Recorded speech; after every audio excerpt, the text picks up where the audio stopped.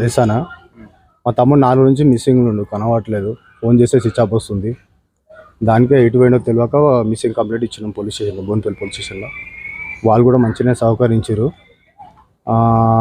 నిన్న నైటు ఒక కానిస్టేబుల్ ఇచ్చి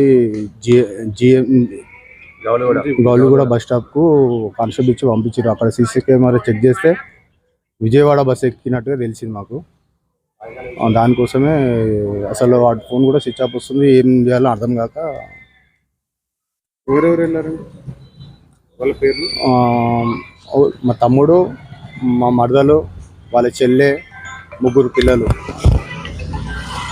వాళ్ళ పేర్లు పెద్దల పేరు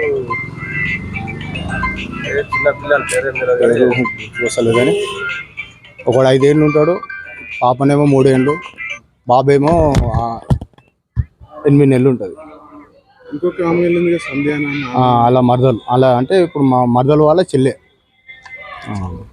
వీళ్ళంతా ఎట్లా వెళ్ళారు ఇక్కడ నుంచి? అది పోలీస్ సీసీ కెమెరా చెక్ చేస్తే ఆటో బుక్ చేసుకొని ఇక్కడ నుంచి బోన్పల్లి నుంచి జిఎంజి పెద్ద బస్ స్టాప్ దగ్గర అక్కడ దిగినట్టుగా తెలిసింది. సీసీ కెమెరాలో చూస్తే కంప్లైంట్ 4 రోజులు అవుతుంది. ఇప్పటికి 4 రోజులు.